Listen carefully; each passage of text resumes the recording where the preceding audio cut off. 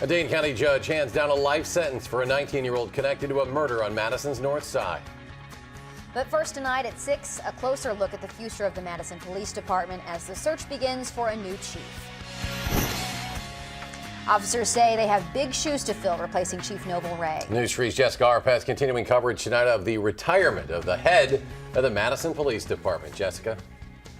Well, the Madison Police Union president and leadership within the department say it's too early to say right now who may be potential candidates for Wray's replacement, but a discussion will begin soon on what kind of chief the city needs. I never thought that I would be this honored to be head of this organization.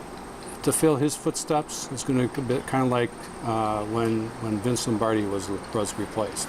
That sentiment alone may thoroughly sum up what leadership in the Madison Police Department think about now outgoing Chief Noble Wray as they prepare for a transition.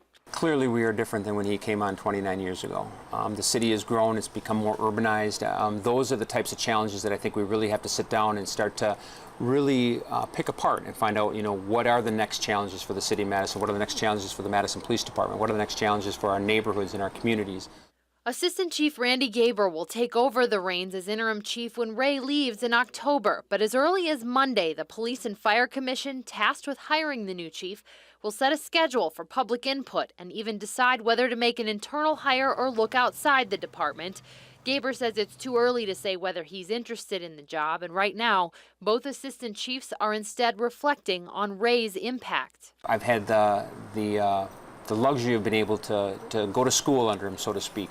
I've said oftentimes that there's not a week that goes by that I don't learn something new about policing or about how to interact with people, how to establish relationships. I think we do have leaders throughout the organization, both vertically and horizontally. I think that we will be able to move forward. Having said that, his leadership, Chief Wray's leadership, and his inspiration on all of us will be missed.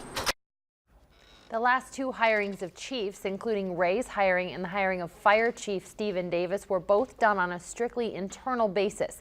PFC attorney Scott Herrick says that was because commissioners were aware that there were a number of quality internal applicants for both jobs, and they chose to do the hiring that way. Okay, so what's next? Will the Police and Fire Commission take this search on themselves? Well, in the past that they have done this search themselves and have not sought out headhunters or consultants. They do typically get help, though, from that PFC attorney or city human resources, but say this will be a long and very deliberative process. And we'll be covering every moment of it. Jess, thank you very much.